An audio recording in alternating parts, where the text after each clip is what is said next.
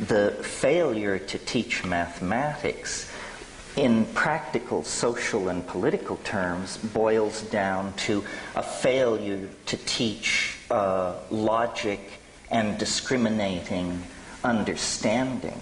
The great evil, in my humble opinion, which haunts our enterprise, and I say this realizing I'm setting the fox among the chickens, the great evil that has been allowed to flourish in the absence of mathematical understanding is relativism.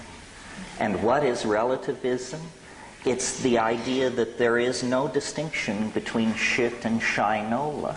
That all ideas are somehow operating on equal footing.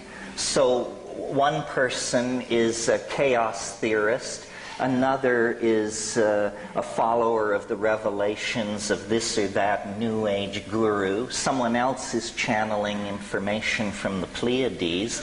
And we have been taught that political correctness demands that we treat all these things with equal weight. Because we have no mathematical ability, no logical ability, we don't know how to ask the questions that expose some positions as preposterous, trivial, insulting to the intelligence, and unworthy of repetition.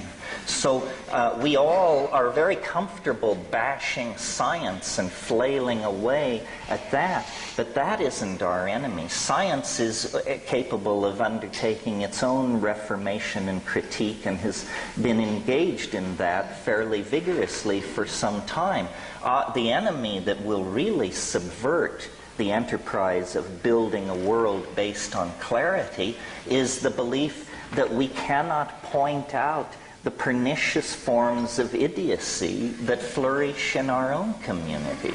And this problem is growing worse all the time. I mean, just pick up a copy of Magical Blend or Shaman's Drum, and you will discover an appeal to the level of intellect that makes what's going on with television advertising look like a meeting of the Princeton Institute of Advanced Study.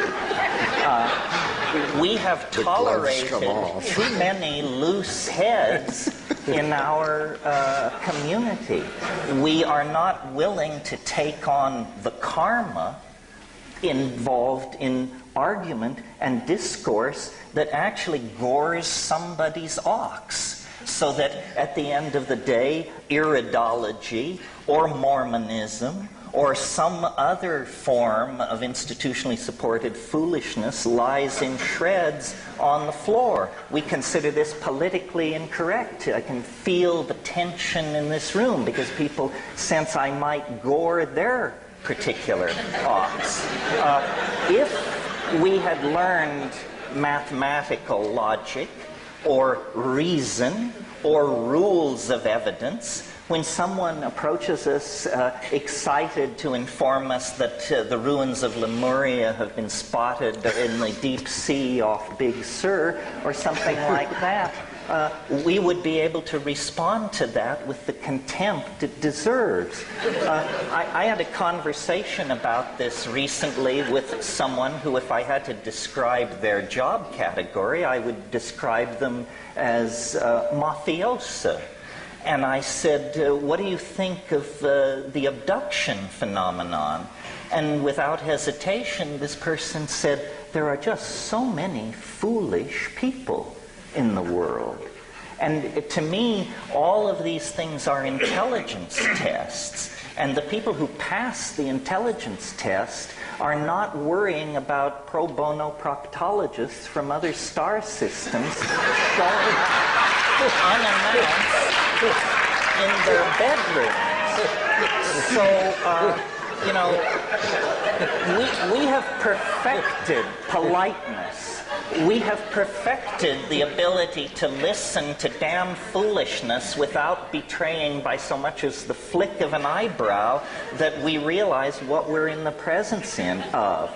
Now I think it's time to refine our mathematical skills, learn to think straight, and not be afraid to denounce the pernicious forms of foolishness which are vitiating the energies of our community and making us appear marginal and absurd in the discourse about truly transforming society.